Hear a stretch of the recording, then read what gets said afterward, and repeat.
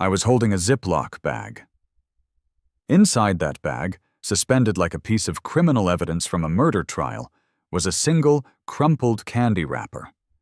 It was brown, with blue lettering, half covered in morning dew and a smear of mud. A Snickers wrapper. A fun-size Snickers wrapper, to be precise. I stared at it. Then I stared at the piece of heavy, cream-colored cardstock I held in my other hand. The letterhead was embossed with gold leaf, because of course it was, and read, "The Oakbridge Preservation Society. Excellence in Living." Below the logo, in a font that looked like it was designed to make you feel poor just by reading it, were the words, "Notice of Violation." Article 9, Section C. Failure to maintain curb appeal. Item: unapproved refuse on property. Fine assessment, $500 in dollars. $500. For a piece of plastic smaller than my thumb. You think I'm joking? I wish I was joking.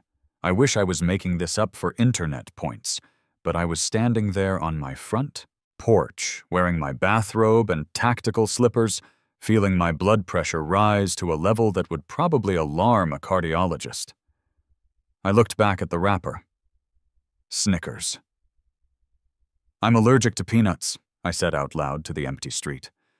A squirrel on the oak tree across the lawn paused, flicked its tail, and stared at me. Even the wildlife in this neighborhood looked judgmental. I'm Jack, by the way, and if you're wondering how I ended up in Oakbridge, the answer is simple.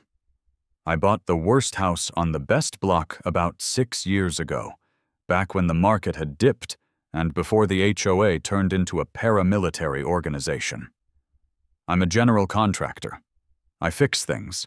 I bought this place, gutted it, and rebuilt it with my own 2 hands. I drive a Ford F-250 that actually sees dirt. I have calluses. I drink beer that comes in cans, not micro-brewed bottles with whimsical names like Hoppy Toad. In short, I am the natural predator of the Oakbridge Preservation Society. Their leader, the Queen Bee, the apex Karen, the woman who definitely drafted this letter, is Patricia Patty Vanderhoven. I didn't even bother going back inside to change. There is a specific kind of rage that transcends social norms, like putting on pants that aren't pajamas. I tightened the belt of my robe, shoved my feet deeper into my slippers, and grabbed the Ziploc bag and the letter. I marched down the driveway. The neighborhood was disgustingly perfect. The lawns were all cut to exactly 2.5 inches. The mailboxes were all uniform matte black. The trees were spaced mathematically. It was silent, except for the distant hum of a pool pump and the sound of my slippers scuffing against the pavement. Patty lived 3 houses down. Her house was the crown jewel of pretentious suburbia. It was a sprawling, pseudo-Victorian monstrosity with a wraparound porch, a gazebo that nobody ever used, and a fountain in the front yard that spit water out of a cherub's mouth. I stomped up her walkway, fueled by the injustice of it all. I didn't ring the doorbell. I pounded on the mahogany door with the meat of my fist. Bang! Bang! Bang! "Patty! Open up!" I waited. I could hear the muffled sound of classical music coming from inside. I knocked again, harder this time. "I know you're in there, Patty. I can see your Prius." The door cracked open about 3 inches. The chain was still on. One eye, heavily made up with blue eyeshadow, peered out at me. "Jack," she said. Her voice sounded like crushed velvet, soft but suffocating. "It is 8:15 on a Saturday. Why are you shouting on my porch in your sleepwear?" "Open the door, Patty," I said, holding up the Ziploc bag. "We need to talk about this." She sighed, a long, weary sound that implied my mere existence was a burden she had to bear for the good of the community. She closed the door, undid the chain, and opened it again. Patty van der Hoven stood there in a silk kimono that probably cost more than my first car. She was holding a cup of tea with a pinky extended. She looked at me, then down at my slippers, then back up to my face with a look of mild nausea. "Well?" she asked. $500, I said, thrusting the letter at her. "Are you out of your mind?" She didn't take the letter. She just took a sip of her tea. "The board takes cleanliness very seriously, Jack. We've discussed this." "It's a candy wrapper, Patty. A fun-size candy wrapper. The wind probably blew it there." "It was on your lawn," she said simply. "Our bylaws state that homeowners are responsible for all debris on their designated parcel, regardless of origin. You signed the agreement." "I'm allergic to peanuts," I shouted, holding up the evidence baggie. "Look at this. It's a Snickers. If I ate this, I would go into anaphylactic shock and die on my perfectly manicured lawn. I literally cannot possess this item." She blinked, unimpressed. "That's hardly relevant, is it? It was on your property. It's an eyesore. It devalues the aesthetic integrity of the street." "Aesthetic integrity? It was behind a bush. You had to be practically army crawling through my azaleas to even see it." "We have rigorous inspections," she said, a small, smug smile playing on her lips. "We have to maintain standards. Unlike some people, we care about how things look." That was the jab. The classic Patty jab. Unlike some people. Meaning me. Meaning the guy who parks a work truck in the driveway sometimes because the garage is full of tools. Meaning the guy who built his own deck instead of hiring prestige outdoor living. "I'm not paying it," I said, my voice dropping to a low growl. "I am not paying $500 for trash that isn't mine." "Then we will apply a daily interest rate of 10%, followed by a lien on your property," she said, reciting the rulebook like scripture. "I'd hate to see you lose that lovely project of yours over a candy wrapper, Jack. But rules are rules." She started to close the door. "Patty," I said, jamming my foot in the jam, "you can't be serious." "Remove your foot, Jack, or I'm calling the police. You're trespassing." I looked into her eyes. There was no soul there. Just HOA bylaws and the dead shark gaze of a woman who had never been told no in her entire life. I pulled my foot back. "Fine. You want to play by the rules? We'll play by the rules." "Good," she said. "Make the check out to the Opes. Have a blessed day." She slammed the door. I heard the lock click, then the deadbolt, then the chain. I stood there on her porch, vibrating with rage. I wanted to scream. I wanted to kick her stupid cherub fountain. But I didn't. I took a deep breath, inhaling the scent of expensive mulch and entitlement. As I turned to leave, something caught my eye. Patty's driveway was wide enough for 3 cars. But right now, the far side of it was occupied by something that definitely didn't fit. The Victorian charm aesthetic. It was a dumpster. Not a small residential bin. A massive 20-yard roll-off construction dumpster. It was rusted, battered, and overflowing. It was piled high with what looked like demolition debris. I stopped. The contractor in me took over. I knew what a renovation looked like. I walked over to it. I shouldn't have. Technically, I was still on her property, but I didn't care. I looked at the contents. It was a disaster. There were chunks of drywall, twisted metal studs, rolls of pink fiberglass insulation that were soaking wet from the morning dew, and jagged pieces of old flooring. It was heaped up well above the fill line marked on the side of the container. But that wasn't what stopped me cold. A sudden gust of wind, the kind of brisk morning breeze we get in the spring, whipped around the side of the house. It hit the top of the overflowing dumpster. Whoosh! A cloud of white dust exploded off a piece of drywall, a handful of Packing peanuts, which had been loosely tossed on top, took flight like a flock of synthetic birds. A sheet of plastic wrap, probably from a new appliance, lifted into the air, danced in the wind, and drifted lazily across the property line, landing in the street. I watched the plastic land. Then I looked at the dumpster again. Then I looked back at Patty's front door. "Possession is 9/10 of the law," I whispered to myself, mimicking her voice. "Homeowners are responsible for all debris on their designated parcel." I walked closer to the dumpster. The wind gusted again. A piece of jagged siding clattered down from the pile and landed on the sidewalk. I looked around. No one was watching. I reached into my pocket and pulled out my phone. I snapped a picture. Then I took a video of the wind blowing the styrofoam peanuts down the street toward the storm drain. I walked around to the back of the dumpster. It was sitting on her driveway, but the rear of it was hanging, slightly over the edge, near the side yard that led down to the community ravine. The ravine.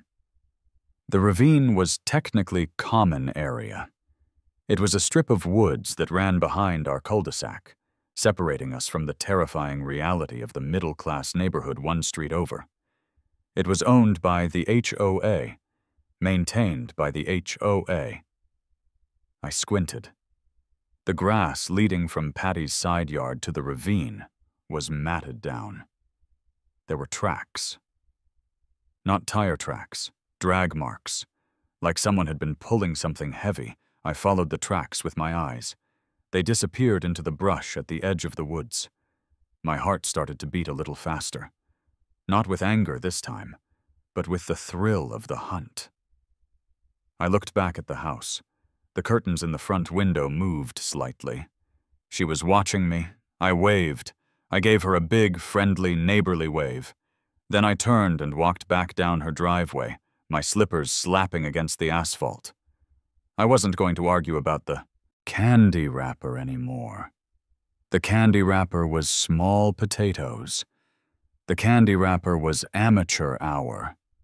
If Patty wanted to talk about trash, we were going to talk about trash.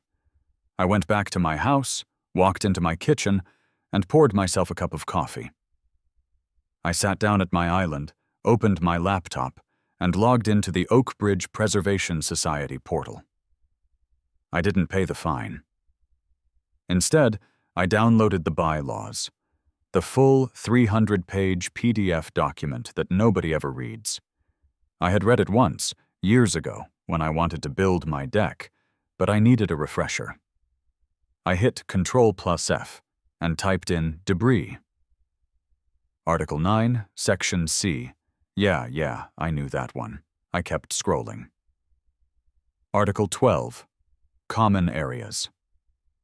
Article 12, Subsection 4, Dumping. The dumping of refuse, organic or inorganic, into common areas is strictly prohibited and carries a fine of $1,000 per occurrence, plus the cost of remediation. Good, but not good enough. Fines meant nothing to Patty. She had money. She'd just write a check and make my life hell in retaliation. I needed something stronger. I needed a nuclear option. I typed in lost property. And there it was. Like a diamond in the rough. Like a beacon of hope shining through the legalese. Article 4, Section 2. Return of personal property found in common areas. I leaned in, reading the text carefully. Any personal property, goods, or materials found within the common areas that can be identified as belonging to a specific homeowner must be returned to said homeowner immediately. The association assumes no liability for items left in common areas. It is the duty of any resident finding such items to ensure their safe return to the owner's lot to prevent theft or degradation. I read it again. Must be returned to said homeowner immediately. Duty of any resident. A slow, wicked grin spread across my face. I wasn't a vigilante. I was a dutiful resident. I was a concerned neighbor. If I found something belonging to Patty down in that ravine, something she had perhaps accidentally lost, it was my sworn duty, mandated by the very bylaws she worshipped, to return it to her. I chugged the rest of my coffee. It was time to do some landscaping. I waited until nightfall. The suburbs change at night. The perfect facades disappear into the shadows, and the silence gets heavy. At 2:00 a.m., Oakbridge was a ghost town. I dressed for the occasion. Black hoodie, black cargo pants, boots. I looked like a cat burglar, but my mission was forensic garbology. I slipped out my back door, hopped my fence, and dropped into the ravine. It was dark, smelled of damp earth and decaying leaves. I clicked on my flashlight, keeping the beam low to the ground. I navigated through the underbrush, moving parallel to the fence line until I was directly behind Patty's house. The drag marks I had seen earlier were clearer here. The grass and weeds were flattened in a wide path leading from her yard into a dense thicket of briars and oak. Trees! I pushed through the branches. "Holy Mother of—" I whispered. It wasn't just a few bags. It was a landfill. Patty, the woman who fined me for a candy wrapper, had been using the community nature preserve as her own personal dump. There were dozens of heavy-duty black contractor bags, but the bags had split open. Spilling out onto the forest floor was a nightmare of renovation waste. I saw jagged pieces of slate tile, expensive stuff, definitely from a bathroom tear-out.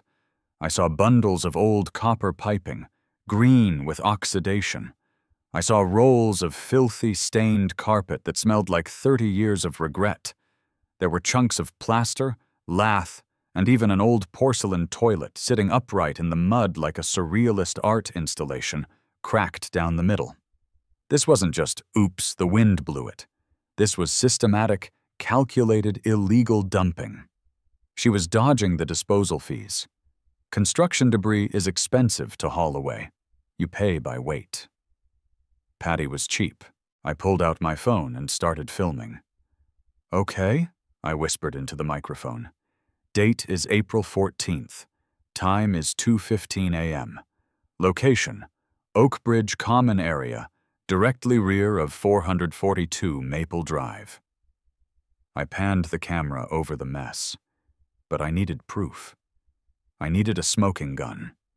A pile of trash is just a pile of trash unless you can prove whose it is. I put on my gloves, thick leather work gloves, and started digging. It didn't take long. Patty was arrogant. She didn't think anyone would look. Inside one of the split bags, mixed in with drywall dust and scraps of wallpaper, a hideous floral pattern that I distinctly remembered seeing in her foyer during the Christmas party 2 years ago, I found it. A cardboard box flattened out. It was a shipping box for a Lux Flow bidet attachment. And right there on the shipping label, Patricia Vanderhoven, 442 Maple Drive. "Gotcha," I muttered. I kept digging. I found more. I found a prescription bottle for Xanax with her name on it. I found a stack of invoices from a contractor named Budget Bob's Renovations. Ironic. Addressed to her. I documented everything. I took photos of the labels next to the trash. I took wide shots showing her house through the trees. I sat back on a stump, surrounded by her filth. I could report her. I could call the city code enforcement. They'd come out, fine her a few $1,000s, maybe make her clean it up. She'd pay the fine, whine to the board that she was being targeted, and life would go on. She'd still be the president. She'd still fine me for candy wrappers. No, that wasn't enough. I looked at the toilet sitting in the mud. I looked at the mountain of bags. The bylaws said I had to return lost property. Must be returned. I did a mental calculation. There was probably 3, maybe 4 tons of debris here. It was heavy, nasty, sharp, and hazardous. I couldn't move this by hand, not in one night. And if I did it by hand, I'd just be piling it on her. Lawn. That lacked flair. That lacked structural integrity. I needed horsepower. I thought about my buddy Mike. Big Mike. He ran a rental yard a few towns over. He had excavators, bulldozers, trenchers, and dump trucks. A plan formed in my head. It was beautiful. It was petty. It was expensive. And it was absolutely worth every penny. I wasn't just going to return her trash. I was going to deliver it. I sneaked back to my house, adrenaline pumping through my veins. I didn't sleep the rest of the night. I sat at my computer, drafting a plan. I typed up a formal invoice. Jack's Neighborhood Recovery Services. Service, retrieval, and return of lost property. Refer HOA Article 4, Section 2. Client, Patricia Vanderhoven. Cost, $500,000. The exact cost of my fine. I printed it out. Then I printed out Article 4, Section 2 in large, bold font. I laminated it.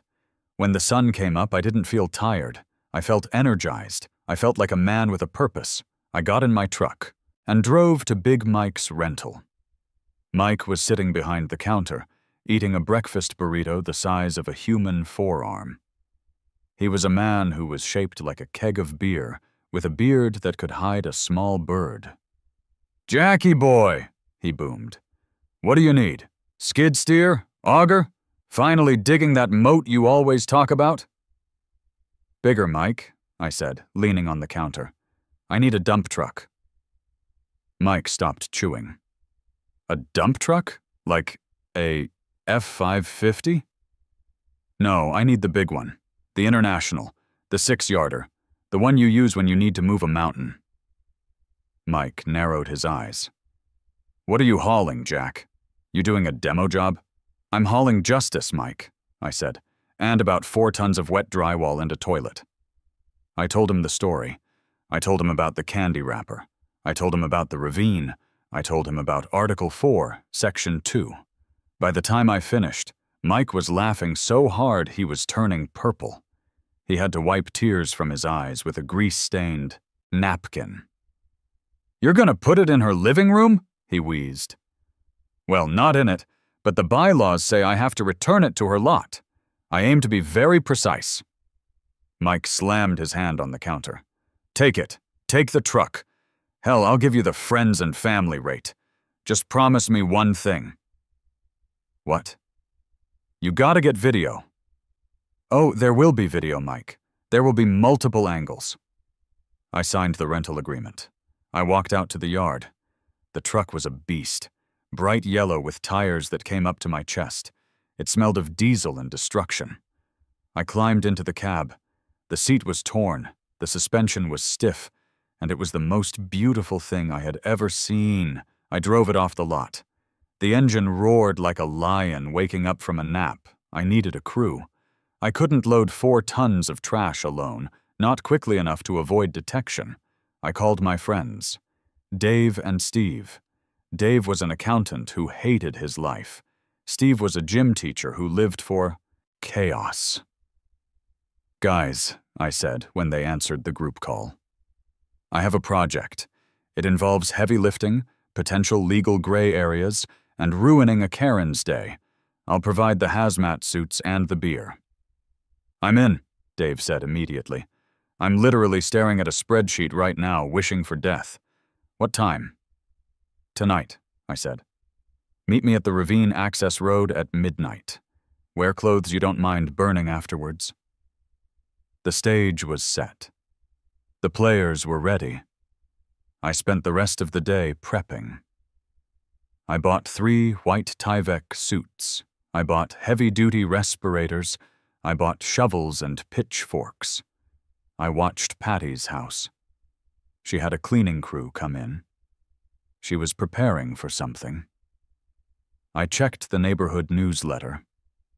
Sunday, 2:00 p.m. Spring Beautification Committee Mixer, hosted by Patricia van der Hoven. Perfect. It was too perfect. The universe was aligning. The trash was calling. And I was the garbage man of destiny. At midnight, I parked the massive, yellow dump truck on the access road that ran behind the ravine. It was a service road for the power lines, hidden from the main street. Dave and Steve rolled up in Steve's SUV. They looked nervous, but excited. "This is the truck?" Steve asked, looking up at the behemoth. "That's the delivery vehicle," I said. I handed them the Tyvek suits. "Suit up, boys. We're going in." We looked like a low-budget version of Breaking Bad. We hiked into the woods, illuminated by headlamps. When we got to the pile, Dave gagged. "Good God," he said, shining his light on the moldy carpet. "She lives in that mansion and she threw this out here?" "Rich people stay rich by not paying for dumpsters," I said.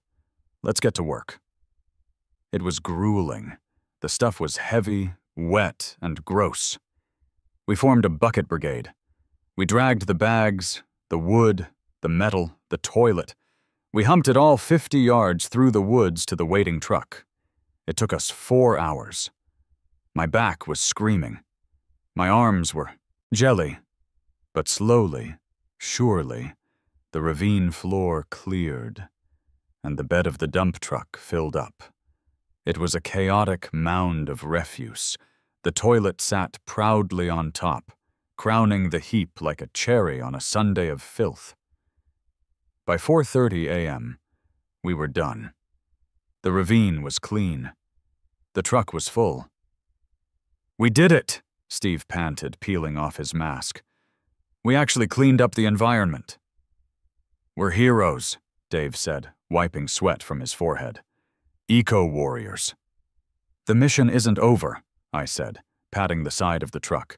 "This is just the extraction. The delivery is at 2:00 p.m. I drove the truck back to my place. Well, not to my place. I couldn't park this monster in my driveway without Patty fining me. I parked it at a construction site a few blocks away, where I knew the foreman. I hid it behind a stack of pallets. I went home, showered, and slept for 3 hours. I woke up at noon. I felt a strange sense of calm. The kind of calm a bomb disposal expert feels right before he cuts the red wire. I dressed in my best Sunday casual outfit. Polished boots, nice jeans, a crisp button-down shirt. I checked the street. Cars were starting to arrive at Patty's house. High-end SUVs, luxury sedans. The beautification committee was gathering. I could hear the clinking of glasses. I could hear polite laughter. I walked to the construction site. The yellow truck was waiting. I climbed in. I fired it up. The diesel engine clattered loudly, a stark contrast to the electric hum of the neighborhood Priuses. I checked the passenger seat. My laminated copy of the bylaws, my invoice, and the Ziploc bag with the candy wrapper.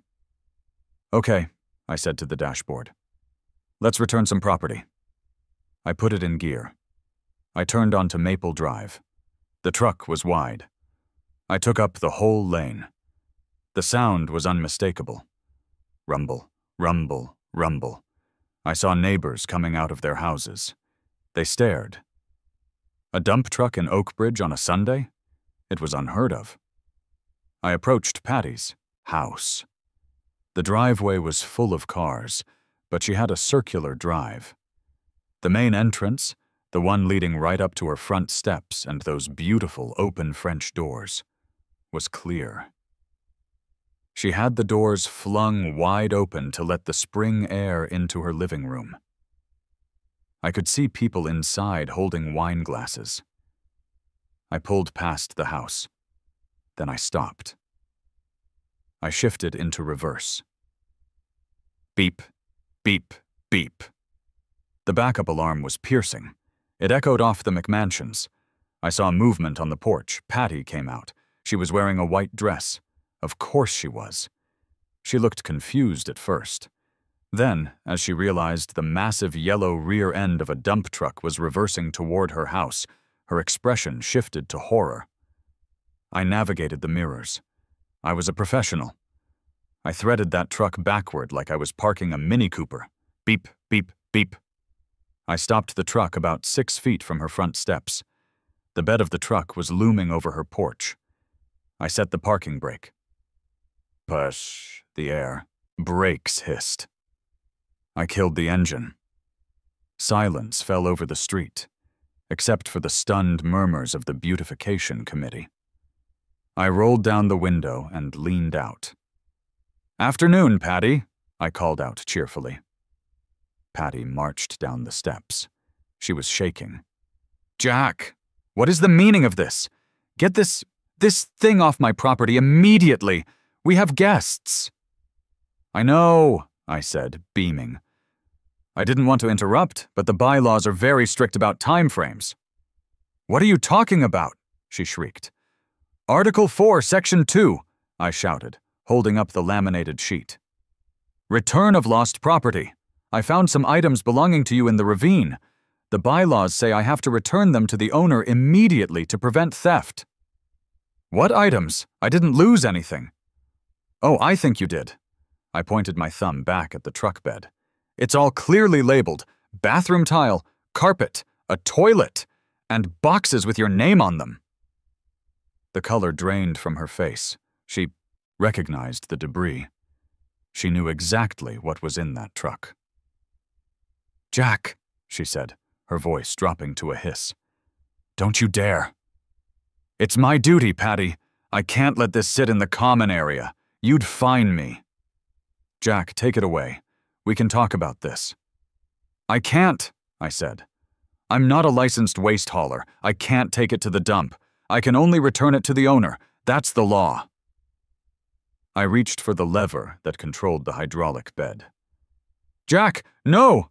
Fire in the hole!" I yelled. I pulled the lever. The hydraulics whined. The front of the bed began to rise. Gravity is a cruel mistress. The load shifted. Patty screamed and scrambled back up the stairs, tripping over her dress. The massive pile of debris, wet drywall, insulation, wood, and the toilet, began to slide. It didn't just slide. It avalanched. Because I had backed up so close, and because the pile was so high, it didn't just land on the driveway. The leading edge of the trash tsunami hit the porch steps. It flowed up and over. A tidal wave of filth surged onto her pristine wraparound porch. Dust billowed into the air, instantly coating the guests who had crowded the doorway. And then, the coup de grace. The toilet, which had been at the top of the pile, tumbled down. It bounced once on the pile of carpet, took a bad hop, and rolled. It rolled right through the open French doors. It came to rest in the middle of her foyer, right on top of a Persian rug that probably cost more than my truck. The slide stopped. The truck bed was empty. There was a mountain of garbage blocking her front door. The porch was buried. The driveway was impassable. I lowered the bed. I grabbed my clipboard and hopped out of the cab.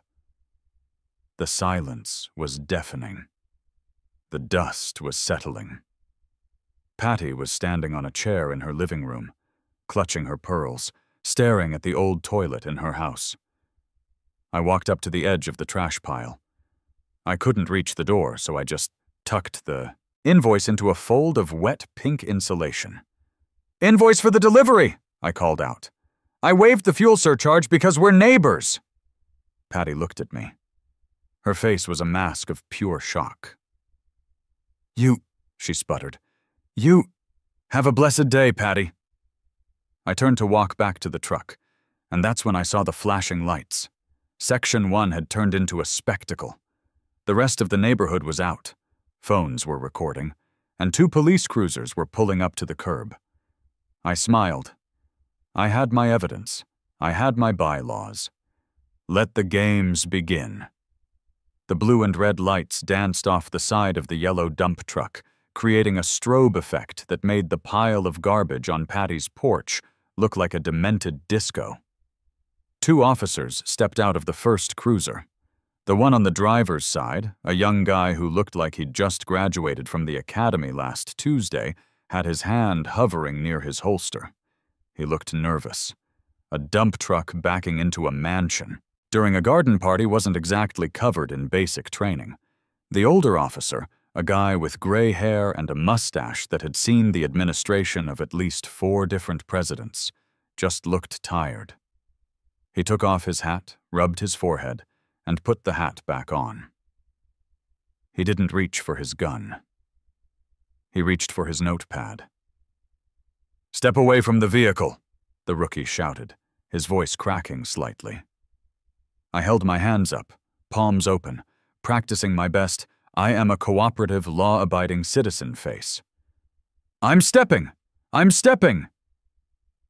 I walked slowly toward the front of the truck, away from the mountain of debris.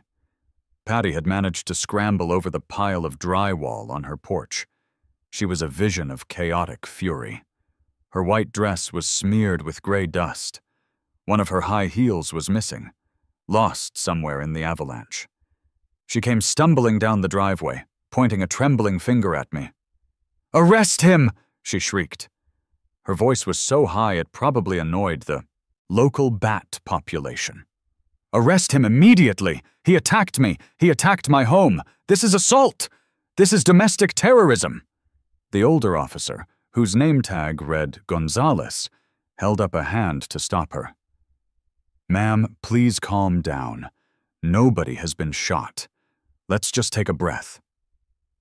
"Calm down? Look at my house!" She gestured wildly at the carnage. "He dumped a truckload of trash into my living room." Gonzalez looked at the house. He looked at the truck. He looked at me. "Sir," Gonzalez said, walking over to me, "did you dump this debris here?" "Technically, officer," I said, keeping my voice level and polite. "I didn't dump it. I returned it." "Returned it?" The rookie, Officer Miller, moved in closer, trying to look intimidating. "What does that mean?" "It means," I said, slowly reaching toward my back pocket, "that I am a stickler for the rules." "Don't reach!" Miller barked. "I'm reaching for a document, officer. A legal document." I moved slowly, pulling out the laminated sheet of paper and the Ziploc bag containing the candy wrapper. I handed the laminated sheet to Gonzalez. "Officer, I live 3 houses down. This morning, Mrs. Vanderhoven here fined me $500 because a single candy wrapper, which I'm allergic to, by the way, blew onto my lawn. She cited Article 9 of the HOA bylaws regarding debris on owner's lot." Gonzalez looked at the paper. "Okay." So, being a good neighbor, I was reading the bylaws to make sure I was in compliance, and I found Article 4, Section 2. I pointed to the highlighted text on the sheet. "Read that, please." Gonzalez adjusted his glasses. He read it out loud, his voice flat. "Any personal property found in common areas must be returned to the rightful owner immediately. Failure to return property may result in theft charges." "Exactly," I said. "Last night, while taking a walk, I discovered a massive pile of personal property abandoned in the community ravine behind our houses. It was clogging the ecosystem. It was a blight. And since the bylaws state I must return it to prevent theft, and since I recognized the owner, I rented this truck at my own personal expense to ensure it was returned safely to her lot." Patty let out a sound that was half gasp, half growl. "That is a lie. That is filth. It's not mine." "Is that so?" I asked. I walked over to the edge of the trash pile, where the officers were standing. I pointed to a crushed cardboard box sticking out of the mess near the front tire of the truck. "Officer, would you mind looking at that shipping label?" Miller stepped forward. He shined his flashlight on the box, even though it was the middle of the afternoon. He crouched down. "It's a box for a Lux Flow bidet," Miller read. "Addressed to Patricia van der Hoven, 442 Maple Drive." Silence. I pointed to a plastic bag filled with old insulation. "And if you look in that clear bag right there, you'll see a prescription bottle." "I bet my truck it has her name on it. And those receipts? Those are from Budget Bob's Renovations. Isn't that who did your solarium, Patty?" Patty's mouth opened and closed like a fish on a dock. The members of the beautification committee, who had been huddled near the garage, wiping dust off their blazers, started to whisper. Officer Gonzalez looked at the box. Then he looked at the pile. Then he looked at Patty. The look of exhaustion on his face was replaced by a look of professional intrigue. "Ma'am," Gonzalez said, his tone changing. It wasn't the calm down the crazy lady tone anymore. It was the "I am speaking to a suspect" tone. "Is this your debris?" I don't know what he's talking about," Patty stammered, taking a step back. "He probably stole that trash from somewhere else and planted it." "Planted 4 tons of demolition debris?" I asked. "That matches your new renovation perfectly? Patty, the wallpaper scraps in that pile match your foyer. I can see the foyer. From here. It's the same pattern." We all looked. Through the open French doors, past the toilet sitting on the rug, you could see the walls. The wallpaper was indeed a match. "Mrs. van der Hoven," Gonzalez said, stepping closer to her, "dumping construction materials in a protected wetland or community ravine is a felony under state environmental protection laws.